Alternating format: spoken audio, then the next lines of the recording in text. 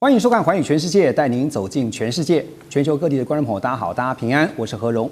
两岸大事国际焦点深度剖析，打开视野。透过 YouTube 收看朋友，请您帮我们按赞、订阅、加分享，动动手开启小铃铛。也欢迎您告诉我们在哪个城市打卡收看。欢迎大家多多的留言，表达您的观点与意见，跟我们交流一下。当然，别忘了帮我们热推一下。好，来欢迎今天3位来宾。首先是前立委雷倩，倩姐好。主持人好，观众朋友大家平安。另外是美国共和党前亚太区主席方恩格 Ross， 大家好。还有军事战略专家邱世兴老师。何荣好，大家好。好，观众朋友们，这个礼拜的焦点还是锁定在中东啊。我们都知道，美伊协定好说这个停火2周的期限，下个礼拜4月22号这一天就要到期了。上周末呢，美伊双方的谈判，我们知道最后是没有结果。这个范斯，美国的副总统呢，他是无功而返。而第2轮的谈判传出在20号这一天会继续登场。美伊的局势会不会陷入加萨模式啊？就是打打停停。但如果真的是如此，川普恐怕是不乐见。几个周末前呢，那么在美东时间4月16号这一天，川普在白宫发表最新的声明，他宣称伊朗已经完全同意放弃核武野心，并且强调美伊双方达成全面协议的时机，他说非常近了。而他也强调呢，如果协议在巴基斯坦的首都就是伊斯兰马巴德完成签署的话，他本人甚至可能会考虑亲自出席。但是另一方面，《华盛顿邮报》又报道呢，说五角大厦将会在未来几天向中东增派数千名的兵力，包括布希号的航母上面大约有6000名的士兵，还有在航母旁边护卫的几艘战舰那也有约4200名隶属于全狮号2栖戒备群以及上面搭载的海军陆战队特遣队第11海军陆战队远征部队的士兵，预计在4月底会抵达中东。现在有一个关键的重点在于说呢，如何处理伊朗境内的浓缩铀是目前美伊双方在协商上、谈判上的一大分歧。美联社有一个最新的报道，今天中午特别看到了。中国大陆方面呢，就是传出提议可以监管保存伊朗的浓缩铀，而有分析指出，如果这个提议美伊双方都同意的话，有可能让现在的僵局出现转机。先请教倩姐这是一个没有办法中的办法吗？就是让美伊双方现在都有一个台阶下。我觉得这是一个有创意的建议，但是在美国方同意的机会，我个人是觉得比较小的美方不太可能同意，因为跟他们原先的战略目标不太一样，并且呢，也跟他们现在对国内的主要叙事不太一样。所以在这个情况之下，若是答应了这一个由中国监管的提议，那么美国国内的叙事就要全部重做。对，那目前你可以看到美方的做法，其实并不是在跟他战争一开始的时候，所有的目标现在通通改了，改成了核武资。那有没有核武能力，是他之所以能够继续用军事去进入核武资的主要的叙事。是，所以这核武能力跟浓缩铀既然是主要叙事，那么美国最后还要军事介入的正当性，以及它整个的战争的最终结束，这个 end game 都必须要把这件事情处理好。所以显然不会是他容易接受的。现在卡就卡在一个是浓缩铀。那刚刚您提到说，这个是原先当美国对伊朗发动战争行为，就是战争行动的时候呢，他特别讲说，他的战略目标首要的就是要解决伊朗的核能力那但是第2轮马上眼看着现在传出说20号要进行谈判，您觉得第2轮双方又会再往哪个目标继续的推进？因为现在包括了我们提到的这个浓缩铀的部分，美国说20年嘛，那伊朗说5年，双方在那边喊价。后来还有一个2年，他们中间有一个很多，就是20跟2年中间的差距。就第2轮谈判，您觉得会谈出个什么结果吗？你如果看到现在特朗普的作为的话，他就是很快的希望去宣称他完成了第9个和平跟第10个和平，对，把战争结束所以他希望能够有用英文说就是 off ramp， 能够下车下这个高速公路的形势是非常明显的。可是呢，你仔细去看的话，他必须要把荷姆斯的情况控制住。所以我觉得，在美国方面呢，荷姆斯是他的重中之重，浓缩铀是他的主要借口在这2个的取舍中间呢，大家都知道，这个 JCPOA 就是以前的核谈判，其实就是川普自动退出的，他自己退出。以前所答应的那些条件，比现在在桌上的条件并不差。所以说他总是有一个叫做他最后的一个可能的 fallback position，就是到了 JCPOA。可是呢，荷姆兹的状况立刻就会经过它的金融传导链，到了它很重要的，就是在石油的期货一路到了在华尔街以及美国国债，就是美国的美元、美债跟美股的这个市场，所以它这个地方的捍卫的能力会更强，所以要能够无论是象征性的或是实质性的去控制荷姆斯海峡的未来，对，创造一个新常态，而这新常态是以美国为至少是共主的，它也许不是唯一的可以处理的。现在提的都是共管。美国在这个荷姆斯海峡的新常态呢，对于它对美元、美债跟美股的作为来讲是非常非常明显。所以说，这个应该是美国在真正谈判的时候底下所交换的东西。表面上交换的当然是你前面的那个理由一定要去处理到，所以核右要去处理，但是真正的荷姆兹是它的重中之重。您看到这个谈判前夕哈，这好像大家说又来了，是这个在一方面说我们要达成这个谈判协议了，然后呢时间快到了，可是一方面又增兵，另外又是在极限施压，为这个谈判做预备，是吧？对，他现在是在一种压力型的谈判，就是极限的压迫式的，压迫对手的一个谈判，所以它还是美国的那个叫做 peace through strength 嘛，现在是谈判 through strength 啊。那么在这个压迫对手的谈判中间呢，军事的实力、海军的实力是他们现在最常讲的。不光是赫格塞斯讲了，连白宫的米勒也出来讲说，美国的海军实力是我们现在在世界上最重要的这个霸权的基础。所以他现在做的呢，就是在控制谈判跟一边是控制冲突的节奏，一边是控制谈判的态势，创造对他自己最有利的、最多筹码的谈判态势。所以这个应该叫做冲突压力型的谈判。对，这个跟在加萨或者是跟那个黎巴嫩的情况都完全不一样。那两个部分呢，不会外溢到全世界。而荷姆兹跟金融传导链是非常短的。昨天我在一个兵推里面，那些人讲说，我们不是在讨论几天几个月，我们在讨论几秒钟，它就会传导到全世界的美元、美股、美债。对，所以现在来自美国国会的压力啊，您又怎么看？因为民主党这边认为哈，说以色列跟川普那这时候美以发动的这场军事行动哈，没有经过美国国会的授权程序，而根据的这个美国宪法啊，这个宣战权应该是属于国会的。当然我们知道最近的众议院呢，他们否决了民主党的这个提案哈，那所以来自国会的压力，您觉得对川普会形成什么样影响吗？这个我想两位都很清楚，应该是2个月之内他要得到正式授权，否则他就不可以。就60天嘛。对，但是他在过去的每一件事情上面，即便是国会施压了，他也可以转个弯。对，就好像在关税谈判一样，他就转个弯。所以我认为国会的压力对于川普来讲，只是一个路上的路障而已，他随时可以跨过。Ross 也这么认为，国会的影响不大。真的不大，因为这个提案没有通过，然后很多人还是对这个相关，不管是宪法或相关的70年代的相关决议，对，有不同的解读。但是有一个重点，即使通过国会，总统也可以不理，那国会没有办法了。其实我们看最近的因为关税议题就是这样，你跑去法院告总统的话。最终法院会说这个是政治议题，我们不能介入了。那国会唯一的方法是不拨预算给军方，对，哪有敢啊？而且目前2院还是共和党多数的，所以川普也知道这件事情。那当然，对川普来说，最理想的情况是国会2院通过决议支持他这次行动，但是如果没有的话，那这个否决也没有通过，也是对川普来说是 OK， 那这件事情就结束了。结论就是没效嘛，对不对？我觉得这个真的就不会影响到川普的军事行动就对了。OK， 好，你提到这边呢，我继续请教你哈，因为有人说这个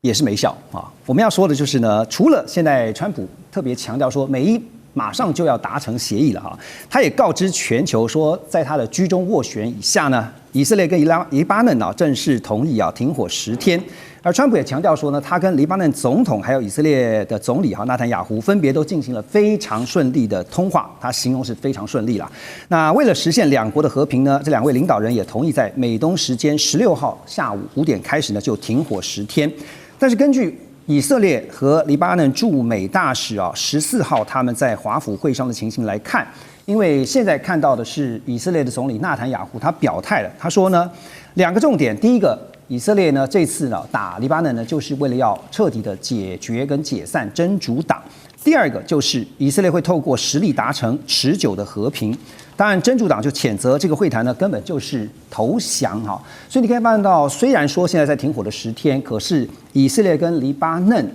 似乎还有得打。纽约时报的独家也说呢，以色列最近放出信号说就算现在的冲突结束，也计划要占领以色列目前打下来这个他们说要缓冲区的大片土地。好。所以我的问题就是，停火10天马上就要到了，停火10天之后，你觉得接下来是继续打吧？如果不是近期之内继续打，那时候会打。只要真主党还在，只要真主党还是一个拥有武器的武装团体，那早晚会再打。所以你觉得就是继续打就对了，只是先停火10天。不一定是在将来几个礼拜或几个月，但是如果真主党不放弃他们武器的话，那早晚还是会再打。为什么呢？因为真主党，我看他们的历史啊，他们定期就会开始攻击以色列北部了。虽然很多以色列人是不喜欢内塔尼亚胡，连今年选举他能顺利连任成功是一个问号，但是对于处理真主党这个问题，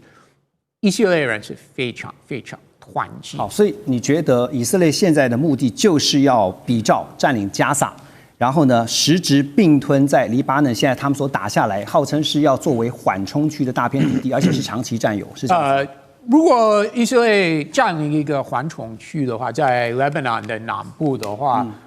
这个是会有多数以色列人的支持，其实其他的国家也会支持，因为他们知道有2个选择。那第一最理想的选择是真主党放弃武器，那如果没有的话，那就以色列就要保护国家，就有这个方法。那以前以色列是占领黎巴嫩南部的一个缓冲区，那你觉得后来有撤离了？真正的目的是什么？这次打黎巴嫩，你说以色列嘛？对。是国家安全，这个很简单。好，国家安全，邱老师觉得呢？以色列号称是要为了国家安全。我们应该这样说，就是以色列跟黎巴嫩南部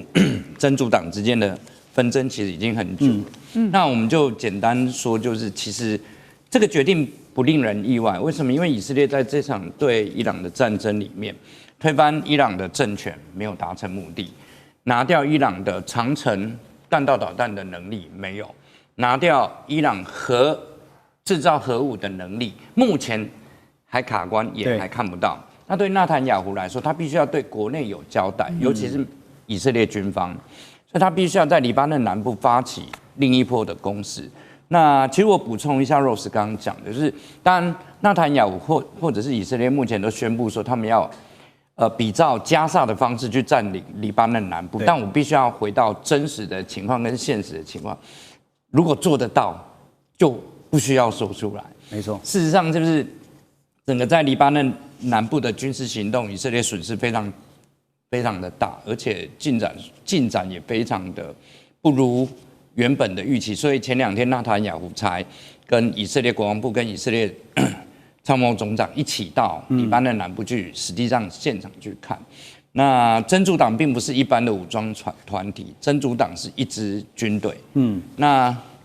我们只能继续观察，但我对这个附带的，就是在跟伊朗的停火，然后现在衍生出来，以色列跟黎巴嫩在华盛顿谈这停火的10天。那其实你跟黎巴嫩政府谈一点意义都没有，因为黎巴嫩政府管不到真主党。但是我们从目前真主党所发布出来的讯息，我们知道真主党尊重这是黎巴嫩政府跟以色列达成的协议，所以真主党也停火。目前情况大概这样。就是我要回应一下邱老师，因为他刚说是黎巴嫩政府是管不到这个真主党。其实如果黎巴嫩中央政府下决心，我们终于要处理这个问题，美国会支持你觉得处理得了吗？其他的国家，波斯湾国家钱给黎巴嫩政府都会到了。问题是这个是一个政治问题，是一直以来黎巴嫩中央政府不敢。那如果他们真的下决心，我们要处理这个问题，为了我们国家，这个不是不管以色列的事，不管美国的事，为了我们国家好，我们要处理这个非法武装团体的话，其他的国家通通都会支持。所以邱老师也是觉得10天到期之后会继续打。目前看起来应该跟以色列跟真主党的形势，必须要跟整个中东稳定的形势一起看，因为整个美国跟伊朗的情况，如果要停火的话，伊朗一直坚持哈马斯的问题，那真主党的问题必须要一并解决，所以现在这两个东西不能脱钩看。那我认为在朝着局势缓和的情况底下，真主党会退让。OK， 好，我们先休息一下，等一下回来继续聊。中美互动牵动全球，美中竞争，地缘争霸，外交、军事、科技、经济，多元观点，权威分析，一同掌握2026全球新秩序、新赛局。每周6日，寰宇全世界带您走进全世界。好，回到节目现场，我们持续来关心，在这次的美伊对抗当中，似乎也出现了一种这个不对称战争的新剧本啊。怎么说？因为根据《金融时报》呢，在右边我们看到他们所公布的卫星照片啊，说这个伊朗击落或造成损伤美国这边大约有20架的军机，甚至包括了最先进的 F-35A 啊，这个隐形战机，那是靠着2家企业的卫星服务，而且呢，伊朗才花了新台币，就折合新台币大约是11.25亿左右。其中有一颗卫星呢，是中国大陆的这个地球之眼1号，它的缩写是 T1101B 这个卫星。这个卫星呢是在2024年年底从中国大陆发射升空之后，就转交由伊斯兰革命卫队航太部队来接手运作啊，是租用的方式。那这颗卫星呢是具备在轨高解析度的卫星，可以支援农业、海洋监测还有灾害防治相关的应用。这个卫星呢是由北京木美星空科技公司，那这家公司是在2021年成立的哈。这个公司发射跟制造这颗卫星啊，使得伊朗呢在完全没有地面设施的情况之下，能够顺利的接收卫星的高解析影像。所以我的问题啊，请教邱老师是：伊朗革命卫队透过管理的这颗卫星啊，这次也看到确实发挥了效果，锁定美军的很多设施，精准打击。但是会不会被扣上一个说？这个中国大陆军援伊朗的这个帽子，然后呢，使得美方进一步的对中方去施压，您觉得？这其实这个帽子很难扣。第一个就是对中国大陆来说，其实他们这几年有一些比较先进的，而且是技术在前沿的一些对地侦测的卫星，那不仅仅只是光学，它包含毫米波，然后还有包含合成孔径的部分。但这些卫星其实中国大陆的定义都是就是农业用啊，就是帮忙种菜啊，非军用，对，或者是海洋监测啊、勘察用，这是典型的说法。那当然你只要有钱，那你可以跟他们签订合约，那你可以取得影像。但我们知道，其实在这场战争里面，影像其实只是第一部分，因为人造卫星的图像可能跟我们一般人的想象不太一样。人造卫星的图像照下来，大概就是我们桌子这么大，一幅就是桌子这么大。那你要靠人眼去辨识这么大的一张照片上面的一个目标，没错，你是高解析度，但是那是一个很困难的工作。其实真正的关键就在于，除了伊朗可以获得这些人造卫星的影像以外，其实另外一个就是我们其实也有一部分军事观察家在观察，就是这场美国、以色列跟伊朗的战争里面，其实大概是我们看到第一场人工智慧双方不同技术的一个比较。那比如说在一开始战争刚开始的时候，比如五角大厦使用了，比如说OpenAI 或者是 Palantir 的。美国的一些国防新创产业所提供的人工智慧的服务，很精准的锁定伊朗所在的目标。那这个是一种应用。那对我们来，当然没有证据，但是我们合理的怀疑，就是在这个过程里面，人造卫星的影像其实必须要透过另外的软体，比如透过人工智慧跟电脑视觉在处理，才有办法把一张桌子这么大的画面，很精准的去辨识出里面每一个可能都只有我们指甲不到的大小的目标。未来透过 AI 可能会更方便。对，那你只能透过 AI 来做。以前为什么也有影像，但是以前为什么没办法做到这一点？是以前还没有这个技术。是，但是这一次我们可以看到，就我们可以透过这场战争，其实也可以观察到中国大陆目前在人工智慧跟电脑视觉的部分，其实是走在全世界最前面。为什么？因为我们只有用这种合理的解释，才能够说明为什么在开战第1个礼拜，伊朗的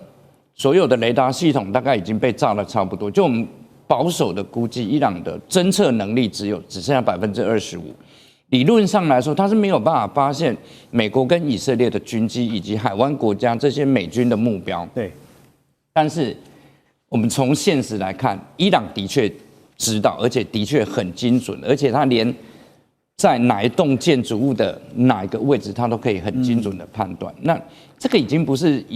当时以色列所具备的技术跟能力，因为它已经没有雷达了。所以我们现在从这个伊朗对抗美国的这个方式来看哈，其实伊朗也变聪明了哈。对，包括刚刚我们特别提到说，他从228这个被攻击以来呢，就没多久宣布这个封锁荷姆斯海峡，但是现在最新的就是说又要开放，可是在说要开放是说呢，伊朗在周末前啊，他们宣布在停火期限，就是刚刚提到那个日期4月22号以前完全开放荷姆斯海峡。可是最新又有一个态度啊出现转变啊，就是这个国会议长呢卡利巴夫他们宣称呢，他说除非美国解除对伊朗港湾的封锁，否则呢这个海峡还是持续关闭啊，说开了又关，关了又开啊。那当然还酸美国总统川普呢，他说美国总统川普1小时内说了7项错误消息。好，不过当这个荷姆斯海峡完全开放的消息传出之后，哈，也看到国际油价确实是应声大跌了超过10%，跌破每桶90美元的大关。美国西德州原油期货价位呢，也在盘中17号这一天盘中急跌了11.5%啊，降到了每桶83.85美元。布兰特也是哈，报价是每桶88.9美元，陡降了10.6%。而在伊朗宣布开放的前一天呢，根据大陆新华社的报道，也看到说，中国大陆的外长王毅啊和伊朗外长阿拉奇两人通了电话。王毅特别强调，国际通行海峡的航行自由跟安全都应该受到保障。而阿拉奇则表示呢，希望中方为促和止战发挥积极的作用。另外有一个媒体是 Iran International， 他们报道说，伊朗透过控制荷姆斯海峡，向每艘油轮要收取大约200万美元的过路费。到目前为止呢，根据他们的了解是还没有收到任何的款项，所以现在变数还是非常的诡谲啊。那对照这个，现在川普他是用封锁来控制你的封锁，就是用我的封锁来反你的封锁。好，变数很多，荷姆斯海峡会不会一直是处在一个虽然开而不通的状态啊？现在应该说，美国是用封锁来对抗伊朗的管制。因为伊朗它这一次就像刚才何荣说的，是很聪明的走在自由航行的边界之内。那你也看到呢，中国大陆也说了，沿岸国家拥有一定的自由。那所谓的自由航行的边界之内呢，是在靠近它的这一端，它做了管制，确定了航线，并且呢做一些检查跟许可，所以它就在程序上面啊，就是行政程序上面跟航线管制上面呢做了一定的管控。那么这个呢，你不能说它开，但是你也不能说它没有开。好，所以它是法律上开放，实质上用管制的方式呢，降低它的自由的那个部分啊，自由航行，对，指定航道，然后用检查和审查的方式呢来处理。那在这个过程中间，其实比较重要的是说，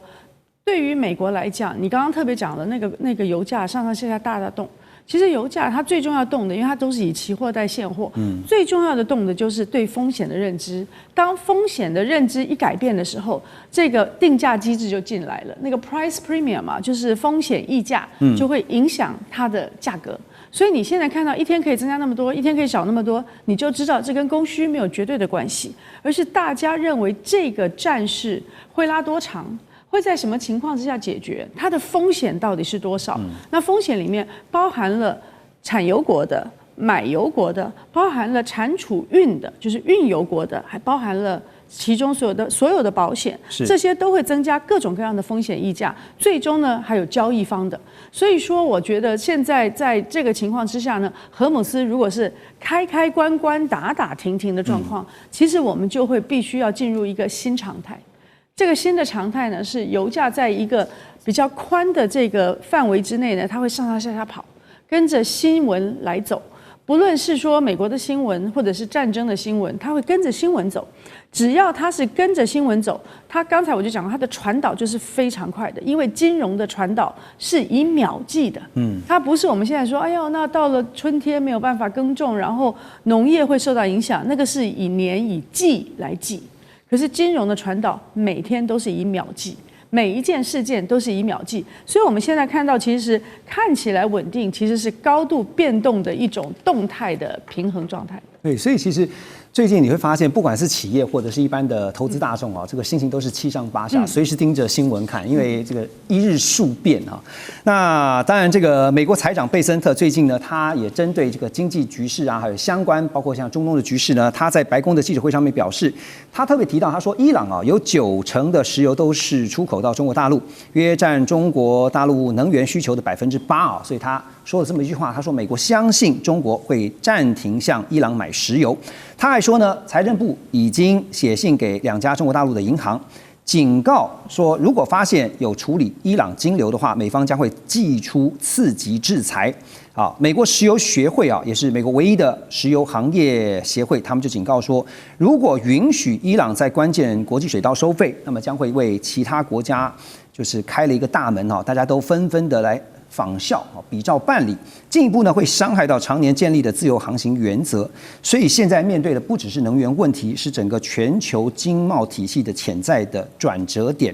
好，所以拉回到美国说呢，希望断绝中方跟伊朗做生意，也不希望伊朗现在在荷姆斯海峡这边来收费哈。但是怎么样能够照着美方的意思去看到他们想要发生的样子呢？原来川普的他的想法是要组织其他国家的这个邮轮付这个过路费，但是这是他第一个宣布的。对，那后来改成封锁这个伊朗的港口，不让伊朗的军舰出来。其实我个人认为他原来的想法是蛮聪明。你觉得他越来越聪明？我说原来的想法，对，原来的。如果你不管你是哪一个国家的邮轮，你付这个过路费，那我们美国海军不让你过去了。我觉得这个想法是很有智慧的。其实我不知道他为什么放弃这个构想。或许其他的国家说，我们不希望你们美国海军来拦下我们的邮轮检查我们有没有付过路费。那川普就说好了，那放弃这个计划，那我们就改成封锁伊朗的港口。所以其实我觉得川普通常要在美国夏天停战，这个我在节目有说过。对，一定要设定一个时间点了。对，所以对他来说算是还来得及，他可以看各式各样不同的方法，然后跟伊朗已经算是进入一个扑克牌的竞赛，那看谁会先让步了。那目前川普不愿意让步，那不管是不让其他国家付过路费，或封锁伊朗的港口，或者写信给中国说，如果你们银行跟伊朗做相关交易的话，我们会制裁、再加制裁等等。那美国还是在这个阶段就是我们看哪一个手段会成功看看在这段期间之内，伊朗会不会让步？所以你觉得伊朗不会让步，川普也不会让步？我两个僵持不下。我站在美国的立场，我当然希望伊朗会让步，因为说实在川普不会让步。说认真一点，如果我还是认为，如果在这几天之内，伊朗不让步的话，很有可能美国会再次打仗轰炸伊朗。这个是我们都不排除就对了。我觉得可能性很大。就是川普就算不让步，但起码他要转弯他有可能会转弯，因为你可以看到他这个说法可以照着他所想讲的讲。那但是在亚洲地区已经有20多位的这个高阶主管交易员还有分析师都认为说亚洲曾经被认为是 LNG， 因为这次的这个液化天然气也被影响很大，所以呢，亚洲对于液化天然气的信心正在逐渐减弱那马来西亚国家石油公司呢，就把油价上涨所带来的潜在意外收入转投资到国内天然气田，降低对这个液化天然气进口的依赖。印尼政府呢也正在探索把更多天然气产量留给国内，做这样的方式呢，可能会缩减之前增加进口的计划。所以假设就算海峡就是亨布斯海峡最后解除封锁，油价也回稳可是有一个关键性的问题，就是战后的中东安全还有包括地缘整个政治的形态是回不去了。对，我们应该这样想，就是为什么我们在最近这些年，就发电的比重液化天然气会越来越高？其实是因为更早之前，我们一直有一个国际上主要的讨论，就是为了环境保护，为了因为液化天然气对碳排放造成的冲击就没有煤炭或者是没有烧油那么高，所以鼓励大家。那时候曾经液化天然气还被我们称赞为是一种干净的能源，但是液化天然气因为它天生储存跟运输都是困难的，所以一般国家当然不太可能。你战备的纯油很容易，但是你液化天然气你要